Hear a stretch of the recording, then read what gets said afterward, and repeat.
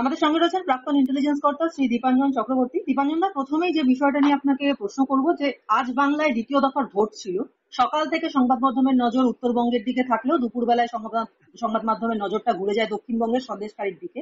রাশিকৃত আগ্নেয়াস্ত্র বিস্ফোরক উদ্ধারের খবর পাওয়া যায়। দেখা যায় সন্দেশখালীর সরবেরিয়ার আলপথ দাপিয়ে বেড়াচ্ছে এনএসজি ব্ল্যাক ক্যাট কমান্ডোরা। আপনি বহু বছর এনএসজি হয়ে বিভিন্ন অপারেশন লিড করেছেন এবং জাতীয় সুরক্ষা বা নিরাপত্তার বিষয়ে আপনি একজন অথরিটি। সেখানে দাঁড়িয়ে দীপাঞ্জন দা, আপনাকে প্রথমেই জিজ্ঞাসা করবো যে ঠিক কোন পরিস্থিতিতে এনএসজির মতো দেশের প্রিমিয়াম সংস্থাকে তলব করা হয়ে থাকে সাধারণত? দেখো, এটা বলবার আগে এনএসজির প্রেক্ষাপটটা আমি 1 মিনিটের জন্য বলে দিতে চাই, যাতে তোমার দর্শক শ্রোতাদের বুঝতে সুবিধা হয়। যখন এনএসজি অ্যাক্ট ভারতবর্ষের পার্লামেন্টে পেশ করা হয় লোকসভায় 1985 ইন্দিরা গান্ধী অ্যাসাসিনেশনের পর, তখন তৎকালীন হোম মিনিস্টার ছিলেন অরুণ নেহেরু, রাজীব গান্ধীর সরকারের। তখন তাকে তৎকালীন বিরোধী নেতা ইন্দ্রজিৎ গুপ্ত, যিনি পরে হোম মিনিস্টার হন, ইউনিয়ন হোম মিনিস্টার, ইন্দ্রজিৎ বাবু একটা প্রশ্ন করেছিলেন যে ভারতবর্ষের কাছে ইন্ডিয়ান আর্মি রয়েছে, প্যারামিলিটারি ফোর্সেস রয়েছে, বিএসএফ, সিআরপিএফ, আইটিবিপি, সিআইএসএফ, এবং প্রত্যেক কটা অর্গানাইজেশনের নিজস্ব কমান্ডো বাহিনী রয়েছে, তাও এনএসজি বলে একটা নতুন ফোর্স তৈরি করার দরকারটা কি? তার জবাবে যেটা বলেছিলেন অরুণ নেহেরু, তখনকার হোম মিনিস্টার, আমি কোট আনকোট পার্লামেন্টের নথি থেকে উঠিয়ে দিচ্ছি, বাংলায় বলছি সুবিধার জন্য, যে এনএসজি ভারত রাষ্ট্রের ব্রহ্মাস্ত্র হিসাবে কাজ করবে এবং যেখানে রাষ্ট্রের সুরক্ষা বা রাষ্ট্রের সার্বভৌমতা বিপদের সম্মুখীন হবে, যে বিপদের মোকাবেলা করতে ভারত রাষ্ট্রের যেগুলো রয়েছে অর্গানাইজেশন গুলো, সে আর্মি হোক, প্যারামিলিটারি ফোর্সেস হোক, তাদের কমান্ডোজ হোক, সবাই যেখানে ব্যর্থ হবে সেখানে এনএসজি যাবে। যে রাষ্ট্রের যে থ্রেট, যে শঙ্কা বা বিপদের সম্ভাবনা, সেটাকে নিউট্রালাইজ করবে, এলিমিনেট করে দেবে, ধ্বংস করে বিনাশ করে দেবে, নিশ্চিহ্ন করে দেবে, এবং এনএসজি আবার তাদের বেস ক্যাম্পে ফিরে আসবে ব্রহ্মাস্ত্রের মতো। ব্রহ্মাস্ত্র গিয়ে থ্রেটকে নিউট্রালাইজ করে, তাকে এলিমিনেট, নিশ্চিহ্ন করে, কিন্তু সেটা আবার ফিরে আসে ব্রহ্মাস্ত্র তার মালিকের কাছে বা তার স্রষ্টার কাছে। সেজন্যই বলছি যে এনএসজির এই সন্দেশখালীতে আসার ঘটনাটা কিন্তু সাংঘাতিক গুরুত্বপূর্ণ। বাংলায় গত 10 বছরে দুবার আসলো। একবার এসেছিল তোমার খাগড়াগড়ের সময়, এবং তখনও কিন্তু এই বিস্ফোরক নিউট্রালাইজ করবার জন্য, এবং এখন আবার এসেছিল কারণ এনএসজির যে বম্ব ডিসপোজাল ইউনিট রয়েছে এবং ন্যাশনাল বম্ব ডেটা সেন্টার, যেটা 1988-তে তৈরি করা হয়, সেটাকে অনেক উন্নত করা হয়। I am one of the founder member of national bomb data centre. সেই হিসাবে বলছি যে আমাদের যে অফিসার এবং বাকি কর্মীদের কাছে যে ট্রেনিং, যে অভিজ্ঞতা, যা ইনফ্রাস্ট্রাকচার আছে, সেটা ভারতবর্ষের আর্মি থেকে শুরু করে প্যারামিলিটারি ফোর্স বা কোন স্টেট গভর্নমেন্ট, স্টেট পুলিশের কথা তুমি ছেড়েই দাও, কারো কাছে নেই। তো সেই জন্য যখন এনএসজির আসা, মানে সন্দেশখালীতে এমন কোন ঘটনা ছিল, এমন কোন এক্সপ্লোসিভ ছিল যেটা সিবিআই এর অফিসাররা বুঝতে পারেন, এবং এটা বললে চলবে না, সিবিআই কিন্তু অপরাধ জগতে, অপরাধ তত্ত্বে ভারতবর্ষের অন্যতম শ্রেষ্ঠ সংস্থা। তার অফিসাররা যখন বুঝতে পারেন যে এই এক্সপ্লোসিভ গুলো মারাত্মক সংবেদনশীল এবং সাংঘাতিক কিছু একটা হতে পারে, যেটা হ্যান্ডেল করা ওয়েস্ট বেঙ্গল পুলিশ বা সিআরপিএফ এর পক্ষে সম্ভব নয়, তখন তারা এনএসজি কে আসার জন্য আহ্বান করেন। কেন্দ্রীয় স্বরাষ্ট্র দপ্তরের তরফ থেকে সেখান থেকে পাঠানো হয় এনএসজি কে এবং নিউট্রালাইজ করেন। এই ব্যাপারটা সার্বিকভাবে দেখতে গেলে কিন্তু রীতিমতো আতঙ্কের, কারণ এটা যে বাংলার মুখ্যমন্ত্রীর কথিত যে ভূপতিনগরে 2টো চকলেট বোম ফেটেছিল যাতে 3 জন ছিন্ন ভিন্ন হয়ে যায়, দেওয়ালের ছাদ উড়ে যায়, সেই চকলেট বোমের থেকেও মারাত্মক, যার জন্য এনএসজি কে আসতে হয়েছে। দীপাঞ্জন দা, এই যে আপনি কথাটা বললেন যে ব্রহ্মাস্ত্রের মতো, মানে আমরা পুরাণ যে কজনই পড়েছি, যারাই জানি পুরাণের সম্পর্কে, ব্রহ্মাস্ত্র হচ্ছে আলটিমেট যখন কোনো অস্ত্র কাজ করে না সবশেষে ব্রহ্মাস্ত্রকে প্রয়োগ করা হয় এবং সেটা আলটিমেট ধ্বংসের জন্য। তো সেখানে দাঁড়িয়ে সরবেরিয়ার আবু তালেব মোল্লার বাড়িতে যে অস্ত্র ভান্ডার মিলেছে সেখানে এনএসজি মানে যেটা আপনি বললেন অ্যাকর্ডিং টু ইউ ব্রহ্মাস্ত্রের মতো, সেই এনএসজি কমান্ডোরা এসেছেন, বিস্ফোরকের মানে খোঁজে মাইন্ড ডিটেক্টর নিয়ে তল্লাশি চলছে। দেখতে পাচ্ছিলাম আমরা যেটা যে স্থানীয়দের সরিয়ে এলাকা খালি করা হচ্ছে, গোটা জায়গাটা একেবারে অ্যাম্বুলেন্সে, তারপরে প্রচুর সেনাবাহিনীতে ভর্তি।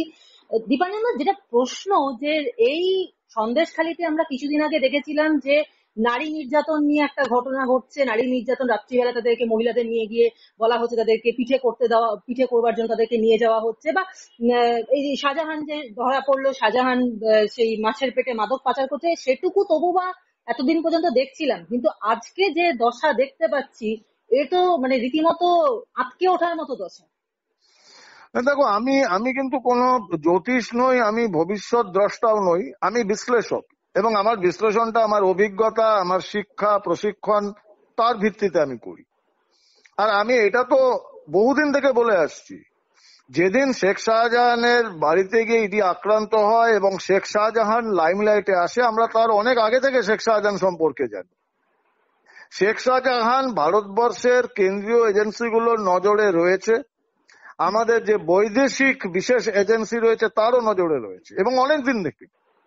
শেখ শাহজাহান আদতে একজন বাংলাদেশী, তিনি ভারতবর্ষের মাটিতে এসে একটা রাজ্য বিস্তার করলেন, তিনি গণতান্ত্রিক প্রক্রিয়ায় কোট আনকোট নির্বাচিত হয়ে জেলা পরিষদ সদস্য হয়ে গেলেন।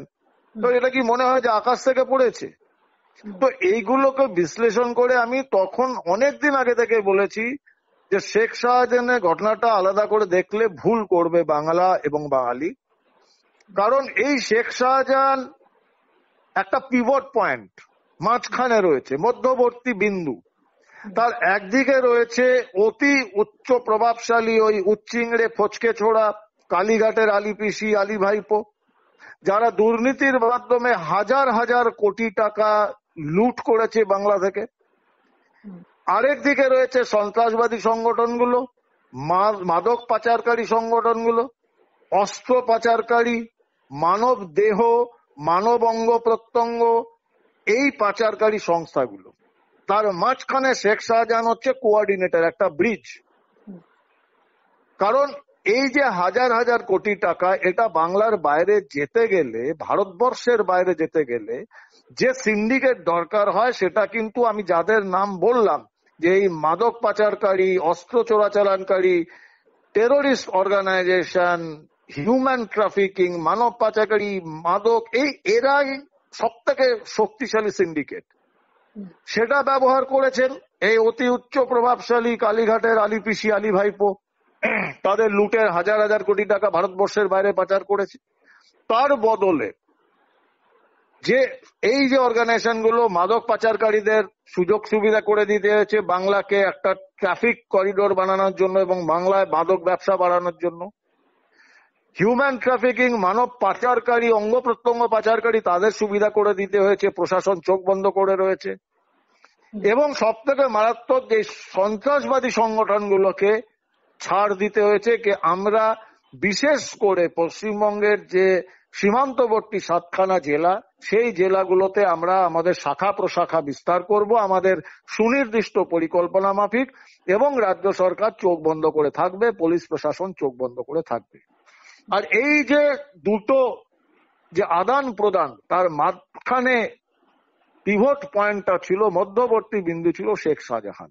যে জন্য শেখ শাহজাহানকে সাপোর্ট করার জন্য রাজ্যের শাসক দল তাকে স্বাধীনতা সংগ্রামী বানিয়ে দিয়েছে। ইডি সিবিআই এর ওপর হামলাকে জনবিস্ফোরণের রূপ দেওয়ার চেষ্টা করছে।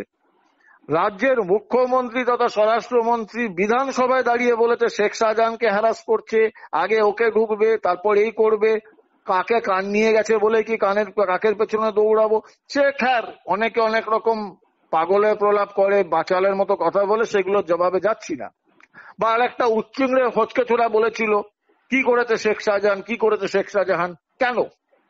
কারণ যেহেতু শেখ শাহজাহান মধ্যবর্তী বিন্দু, ওকে প্রোটেক্ট করা, ওকে রক্ষা করাটা নিতান্তই দরকার। কারণ আমাদের হাজার হাজার কোটি টাকায় শেখ শাহজাহানের থ্রু দিয়ে বাইরে গেছে সিন্ডিকেটের মাধ্যমে। এবার সিন্ডিকেটকে যে রিটার্ন দেওয়া সেটাও আমাদের করতে হবে। তার বিনিময়ে সিন্ডিকেট যে এমন না যে শুধু টাকা পাচারে সাহায্য করেছে, সিন্ডিকেট যথা সময়ে সে পঞ্চায়েত নির্বাচন হোক, বিধানসভা হোক, লোকসভা হোক, এই দলটিকে সাহায্য করবে যাতে এই দলটি গণতান্ত্রিকভাবে কোট আনকোট নির্বাচিত হয়ে শাসন ক্ষমতায় থাকে এবং এই সিন্ডিকেট গুলোকে প্রোটেক্ট করতে পারে। এটা একটা, যেটাকে হিন্দিতে বলা হয় মিলিজুলি সরকার, এটা একটা মিলিজুলি সরকার। সেজন্য শেখ শাহজাহানকে প্রোটেক্ট করার এত চিন্তা।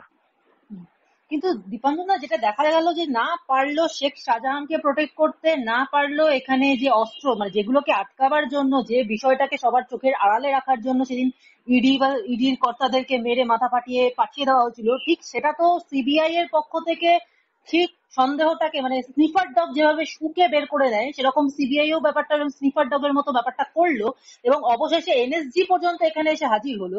তো পারলো কি আদৌ প্রোটেক্ট করতে? সেটা তো হলো না। না, তা যদি হয় তাহলে তো অন্যায় এবং অসততার জয় হতো, সেটা তো হয় না, সম্ভব নয়। চিরকাল তো সততার জয় হয়, ন্যায়ের জয় হয়। আর যেখানে প্রশ্ন রাষ্ট্রের সুরক্ষা, আমি নিশ্চিত যে কেন্দ্রে যে সরকার রয়েছে তাদের কাছে সব থেকে বড় প্রায়োরিটি হচ্ছে রাষ্ট্রের সুরক্ষা, তার রাষ্ট্রের নাগরিকদের সুরক্ষা। তো সেখানে তো কোনো সম্ভাবনাই নেই। নেহাত একটা ওই গণতান্ত্রিক প্রক্রিয়া বা পদ্ধতির একটা গুরুত্বপূর্ণ অধ্যায়, কেন্দ্র রাজ্য সম্পর্ক, সেটাকে মেনে চলতে হয়। ফেডারেল স্ট্রাকচারের অনেক জিনিস মেনে চলতে হয়। তার মানে এই নয় যে কেন্দ্রীয় সরকার চোখ বন্ধ করে থাকবে যেখানে তার রাষ্ট্রের নাগরিকদের সুরক্ষার প্রশ্ন। তো যথাসময়ে যথাযোগ্য ব্যবস্থা নেওয়া হচ্ছে, আরো হবে। তবে এটাও বলি, যেটুকু অস্ত্র বা এক্সপ্লোসিভ দেখতে পেয়েছো তোমরা, টিপ অফ দ্য আইসবার্গ, শিশির বিন্দু বললেও কম বলা হয়, কিছুই না। এই 7খানা জেলায় যদি ঠিকঠাক ভাবে সার্চ অপারেশন হয়, যা বেরোবে তা দিয়ে মোটামুটি একটা যুদ্ধ করা যেতে পারে। দেখতেই থাকবে আগে কি কি হয়। দীপাঞ্জন, আমরা আবার একটু ওই সন্দেশখালীতে এনএসজি প্রসঙ্গে ফিরে আসি, যে আমরা আজকে ছবি দেখতে পেলাম যে ওখানে রোবট নামানো হয়েছে, মানে যে ছবি বাংলায় কার্যত নজিরবিহীন। মানে পরিস্থিতি কি এতটাই খারাপ যে যে দুর্ধর্ষ ব্ল্যাক ক্যাট কমান্ডোরা, মানে তারা নাকি মৃত্যুকেও ভয় করে না, সেই কমান্ডোরা পর্যন্ত এগোতে ভয় পাচ্ছেন, এর জন্য রোবট চালিয়ে ভেতর থেকে এক্সপ্লোসিভ সমস্ত উদ্ধার করতে হচ্ছে। এটা আমি তীব্র প্রতিবাদ করছি তোমার এই মন্তব্যের, সম্পূর্ণ অসহমত। এনএসজি কমান্ডোরা যমরাজকে মৃত্যুকে ভয় পায় না, এক্সপ্লোসিভকে কি ভয় পাবে? এটা একদম সম্পূর্ণ তুমি ভুল বললে। কিন্তু ব্যাপারটা হচ্ছে প্রিসিশন বা নিখুঁত ব্যাপারটা করার জন্য একটা নিখুঁত অপারেশন তখন হয় যখন নিজেদের কোনো ক্যাজুয়ালিটি না হয়। তুমি কি আশা করেছিলে যে পশ্চিমবঙ্গে একসময় সেই মাওবাদীদের টিফিন ক্যারিয়ার বম খোলার জন্য ছেনি হাতুড়ি দিয়ে খুলতে গিয়ে একজন পুলিশ অফিসারের চোখ উড়ে গিয়েছিল? একজন এনএসজি কমান্ডো করদাতাদের পয়সায় তৈরি হন, কোটি কোটি টাকা খরচা হয়, তারা ভারতের শ্রেষ্ঠতম সম্পদ। তারা কি তুমি মনে করেছিল ওইখানে ছেনি হাতুড়ি নিয়ে এক্সপ্লোসিভ তুলতে যাবে? তার জন্য এনএসজি বিখ্যাত এবং এনএসজির সর্বোত্তম জায়গা।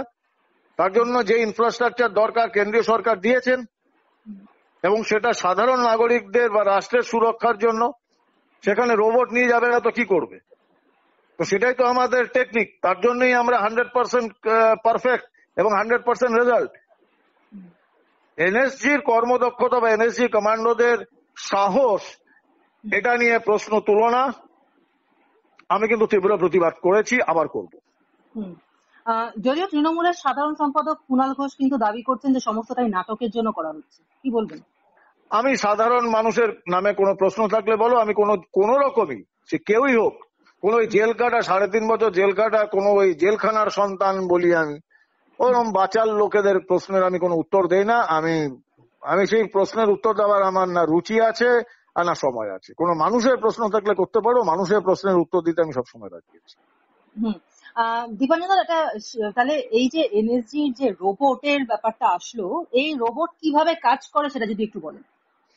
না, রোবট দেখো, যখন এক্সপ্লোসিভ যদি অত্যন্ত উচ্চ ক্ষমতা সম্পন্ন হয়, তীব্র ঘাত সম্পন্ন হয় এবং সংবেদনশীল, ভীষণ, যত উচ্চ তীব্র ঘাত সম্পন্ন হবে ততই এগুলো সংবেদনশীল হবে, সেন্সিটিভ হবে।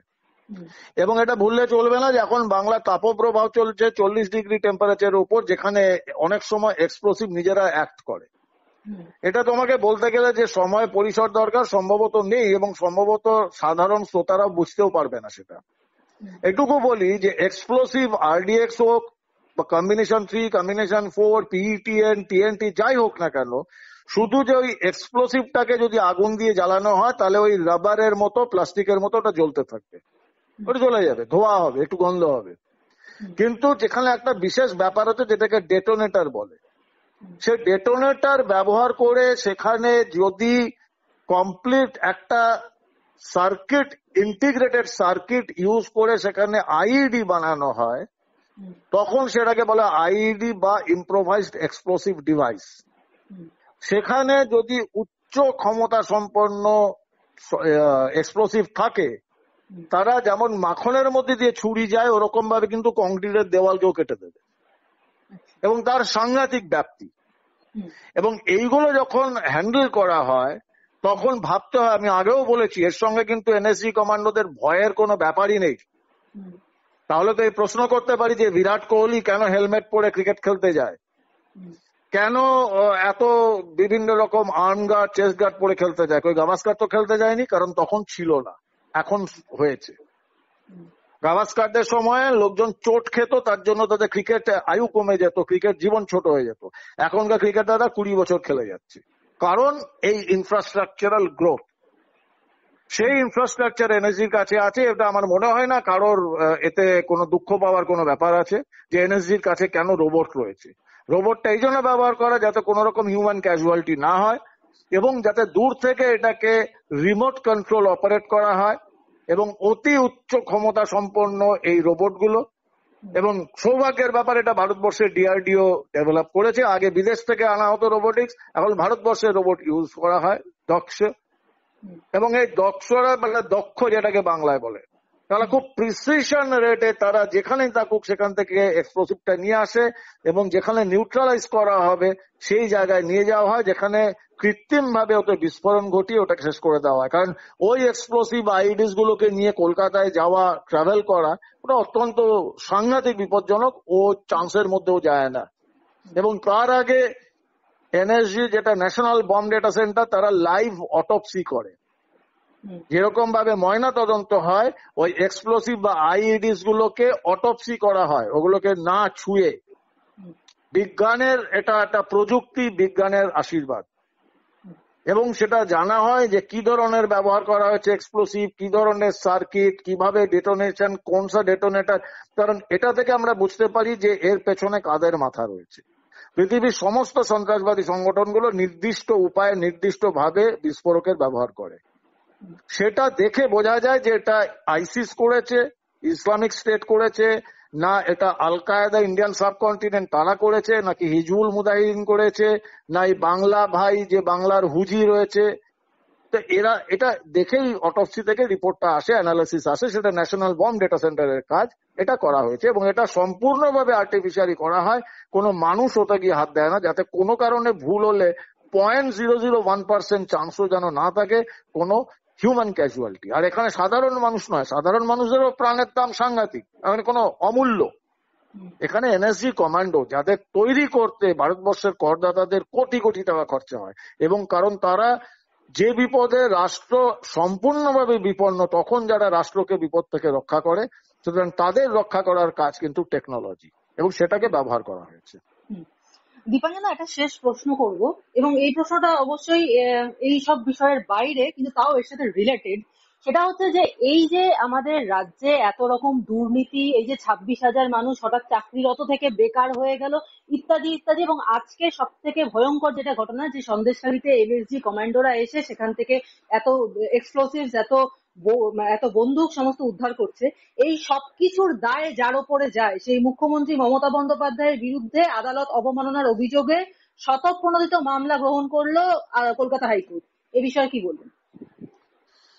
দেখো, ব্যাপারটা হচ্ছে, মানে আমি কোনো ব্যক্তির বিরুদ্ধে বলছি না, বিশেষ করে আমি একটা হাইপোথেটিক্যালি বলি, কোনো মানুষ যদি, তার যদি শিক্ষা না থাকে, রুচি না থাকে, কারণ কোনো মানুষের শিক্ষার অভাব, রুচির অভাব, বা তার পারিপার্শ্বিক, পারিবারিক শিক্ষা যেগুলো সেগুলোর যদি অভাব থাকে সে প্রলাপ বকে।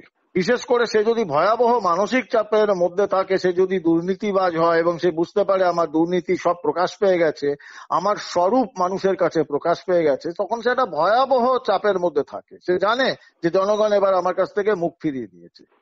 যে জনগণের আশীর্বাদ কোট আনকোট, কারণ সেই আশীর্বাদটা অনেক সময় শেখ শাহজাহান কেষ্টমন্ডলরা এনে দিত, কিন্তু সেই আশীর্বাদটাকে উনি বিশ্বাস করতে শুরু করে দেয় তখন যে এটা জনগণ আমাকে ভালোবাসছে আশীর্বাদ করছে, তা হয় না, সেটা তো দেখাই যাচ্ছে।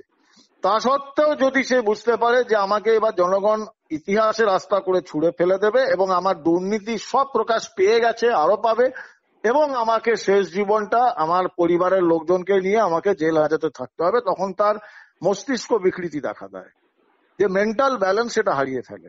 তখন সে আদালতকে আক্রমণ করে। কারণ ভারতবর্ষের সংবিধান এবং আইনসভার পরে যেটা সব থেকে ইম্পর্টেন্ট সেটা হচ্ছে ভারতের বিচার ব্যবস্থা। সেই বিচার ব্যবস্থাকে কি ভয়াবহভাবে আক্রমণ করা হচ্ছে।